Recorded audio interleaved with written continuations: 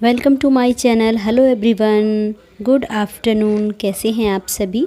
तो ये वाली जो क्लिप्स है मेरी, मैं गई थी शौर्य को दवाई दिलाने के लिए। तो काफ़ी देर हो गई थी वहाँ से आए हुए, थोड़ा टाइम हो गया था लेट। तो दोपहर का मैं खाना बना रही हूँ और ये तो चले गए थे अपने ऑफिस। और उसके बाद में मैं यहाँ पर बना रही हूँ आलू टमाटर की सब्ज़ी, क्योंकि ये जल्दी का ही रहता है, जल्दी बन जाता है आराम से। और ना काफ़ी टाइम हो गया था, 1:30 बज गया था। तो मैंने सोचा चलो मैं जल्दी से बना देती हूँ खाना। लेट हो गया था तो मैंने सोचा चलो आलू टमाटर ही मैं जल्दी से बना लेती हूँ, क्योंकि बच्चों को भूख लगी थी। और क्योंकि सुबह मैंने बनाए थे नमकीन जवे नाश्ते में, तो परी भी टिफ़िन में वही ले गई थी। और सौर्य का स्कूल नहीं था तो मैं उसको दवाई दिलाने के लिए गई थी, क्योंकि अभी उसका इलाज चल रहा है। तो तबीयत भी ठीक नहीं थी और उसको भी फीवर भी काफ़ी तेज़ वाला हुआ था। तो मैंने कहा चलो सबसे पहले बेटे को दवाई दिला देते हैं। और तो इसलिए हमारा खाना पीना आज थोड़ा सा लेट हो गया है। तो मैंने सोचा कोई बात नहीं है, घर के कामों में तो कोई बात नहीं है, घर में ही तो करने हैं। अगर लेट हो जाएंगे तो कोई प्रॉब्लम नहीं है। तो यहाँ पर बस मैं जल्दी जल्दी से बनाऊँगी, क्योंकि बच्चों ने ना शोर मचा रखा है कि मम्मी खाना दे दो, खाना दे दो। तो मैंने कहा बेटा बस आप 15 मिनट रुकिए और मैं खाना रेडी कर देती हूँ। तो इधर जैसे कि मेरे आलू टमाटर बनेंगे, और इतना जो कि मेरे नाश्ते के बर्तन पड़े हुए हैं, क्योंकि मैं साफ़ करके नहीं गई थी, देर हो रही थी हम लोगों को। तो मैं नाश्ता करने के बाद में बर्तन सिंक में ही छोड़ गई थी। मैंने कि आके कर लूँगी, और इतना आलू टमाटर की सब्ज़ी बनेगी तो इतना मैं बर्तन साफ़ कर लूँगी। और उसके बाद में मैं चावल भी बनने के लिए रख दूँगी साथ के साथ। बस सब्ज़ी बनानी है और चावल बनाने हैं, और कुछ नहीं बनाना है। क्योंकि रोटी तो मैं तब बनाती हूँ, जैसे कि ये होते हैं तो मैं इनके लिए बना देती हूँ। हम तीन लोगों के लिए तो मैं तो चावल ही खा लेती हूँ, मुझे रोटी की ज़रूरत बिल्कुल भी नहीं पड़ती है। पर हाँ, इनको मुझे देना होता है। ये रहते हैं तो इनको मतलब नहीं पेट भरता है, होता है ना किसी किसी में। तो ऐसे ही मेरे हस्बैंड को रहता है कि उनको रोटी ज़रूर चाहिए। कैप करके ढक्कन लगा के मैं लग गई हूँ बर्तन साफ़ करने पे, क्योंकि सिंक भी भरी हुई पड़ी थी बर्तनों से। तो मैंने कि सबसे पहले मैं सिंक को खाली कर देती हूँ, क्योंकि बर्तन अगर पड़े रहते हैं तो मुझे ना सच में टेंशन हो जाती है। मुझे ना सिंक भरी हुई बर्तनों की बिल्कुल भी पसंद नहीं है, मुझे नहीं अच्छा लगता है। मैं 1 या 2 बर्तन भी रहते हैं उसको भी साफ़ कर देती हूँ। मुझे ऐसे नहीं अच्छा लगता कि हाँ बर्तन इकट्ठे करते रहो, बाद में कर लेंगे, एक साथ कर लेंगे, वो चीज़ मुझे बिल्कुल भी पसंद नहीं है। तो मैं साथ के साथ ही अपने बर्तन साफ़ करती रहती हूँ। अब तो मुझे इमरजेंसी थी, मुझे जल्दी जाना था, तो इसलिए मेरे पास समय नहीं था, क्योंकि वहाँ पर भी टाइम लगता है। तो इसलिए मैंने सोचा बर्तन भी करीबन मैं ये काम आकर के कर लूँगी। पहले दवाई लेके आते हैं, तो इसलिए मैं बर्तन छोड़ के चली गई थी, वरना नहीं जाती। अगर मेरे पे 15 मिनट 10 मिनट भी होती, 10 से 15 मिनट भी होती, तो मैं तब भी कर लेती। बट मेरे पास समय नहीं था। तो मैंने सबसे पहले मैंने कि इतना सब्ज़ी बनती रहेगी, आराम से मैं बर्तन साफ़ कर लेती हूँ। और यहाँ पर मैं देख रही थी नीचे कोई आया था, तो मैं वही देखने के लिए गई थी कि कौन है। और यहाँ पर बस जल्दी जल्दी से मैं बर्तन कर लूँगी। और इसके बाद में चावल मैंने भिगा करके रख दिए हैं। तो चलिए मैं सबसे पहले, तो यहाँ पर बर्तन भी करीबन साफ़ बिल्कुल हो ही गए हैं, और बस चावल मैंने भिगा के रखे हुए हैं। और बस सब्ज़ी भी मेरी बन ही गई है। और सब्ज़ी बनने के बाद में फटाफट से बस मैं चावल बनाऊंगी। और चावल बनाने के बाद में बच्चों को खाना दे दूंगी, क्योंकि फिर ना इनका ट्यूशन है। और आप यकीन करना, मुझे इन सब कामों में 3 बज चुके थे, और 4 बजे से बच्चों का ट्यूशन है। तो इस वजह से मुझे थोड़ा जल्दी हो रही थी, क्योंकि थोड़ा सा ना खाना खाने के बाद में ये नहीं कि बच्चा तुरंत ही इस ट्यूशन चला जाए। तो थोड़ा सा ना रेस्ट करना भी बहुत बहुत ज़रूरी होता है। तो वही वाली चीज़ें रहती हैं। तो मुझे बस यही था कि हाँ बच्चों को लेट ना हो जाए, थोड़ा सा आराम भी मिलना चाहिए। और हेलो डियर, गुड मॉर्निंग। तो यहाँ पर नेक्स्ट मॉर्निंग हो गई है। तो आज है दिन दशहरा वाला। तो आप सभी को विजयदशमी की हार्दिक शुभकामनाएं। तो आज दशहरा है। तो यहाँ पर मैं बना रही हूँ नाश्ता सुबह के लिए।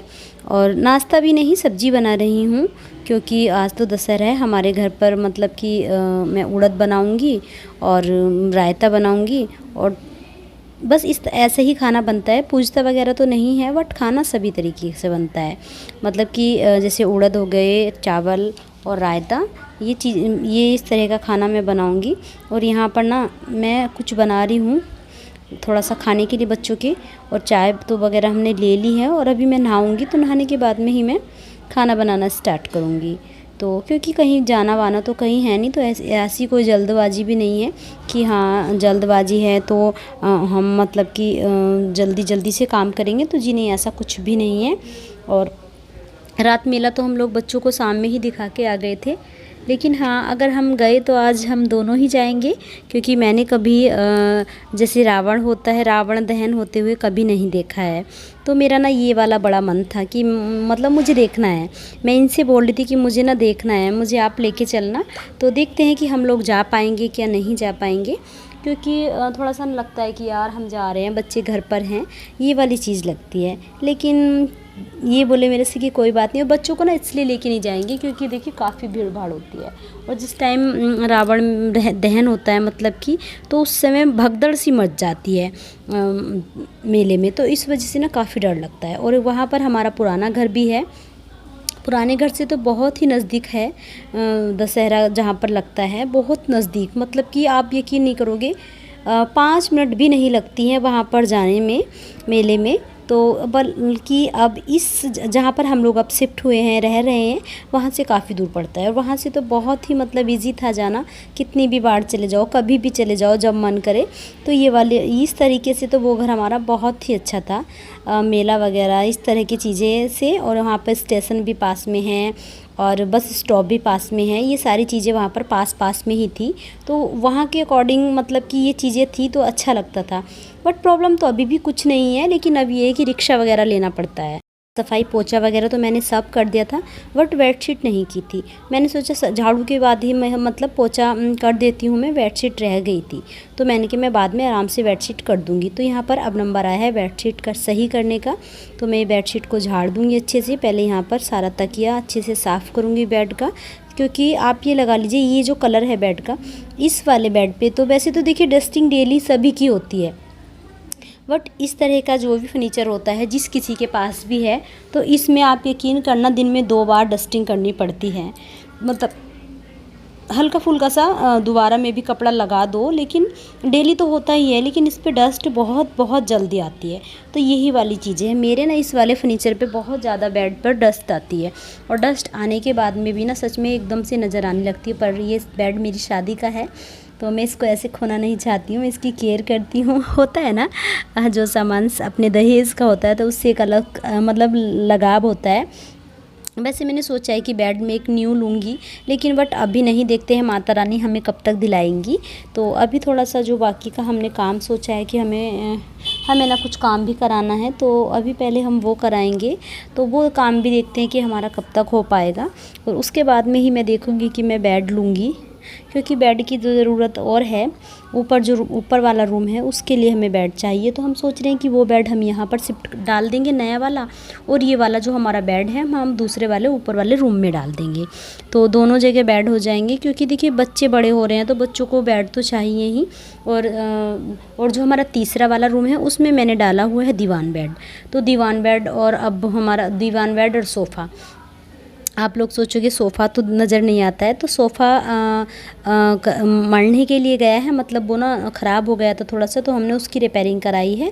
तो वो अब देखते हैं दिवाली पर हम उठा करके लेके आएंगे, रेडी अगर हो गया होगा तो वो इस वाले रूम में हम मतलब जिसमें दीवान बेड पड़ा हुआ है वो उसी में ही हम एडजस्ट करेंगे। तो इसलिए देखते हैं माता रानी क्या क्या करवाती हैं। तो देखिए सब कुछ भगवान जी के, माता रानी के हाथ में है, हमारे हाथ में तो कुछ भी नहीं है।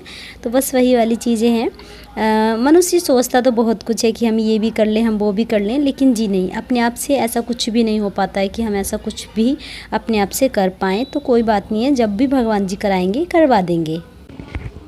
हम लोग आ गए हैं मेले में, और इससे पहले मैं गई थी देवी मंदिर, मतलब कि काली माता के मंदिर, क्योंकि वहाँ पर मेरी जो नारियल चुनरी थी वो नहीं चढ़ी थी। मतलब नारियल जो रखा था पूजा में, वो मैं माता के मंदिर ही चढ़ाती हूँ, जो मैं नवरात्रों में पूजा में रखती हूँ, तो वो नहीं चढ़ा था। तो मैंने सोचा चलो आज भी दिन है, मैं आज चढ़ा देती हूँ।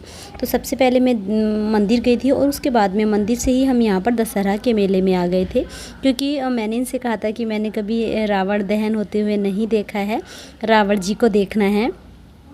तो यहाँ पर मैं आई थी रावण जी को देखने के लिए और काफ़ी भीड़ भाड़ थी यहाँ पर। आप लोग खुद ही देख लीजिए कितनी भीड़ है। और हमारे यहाँ पर मेला बहुत बहुत अच्छा लगता है, बढ़ता है बहुत अच्छा, क्योंकि आप लोगों को भीड़ से अनुमान लगा सकते हैं आपकी।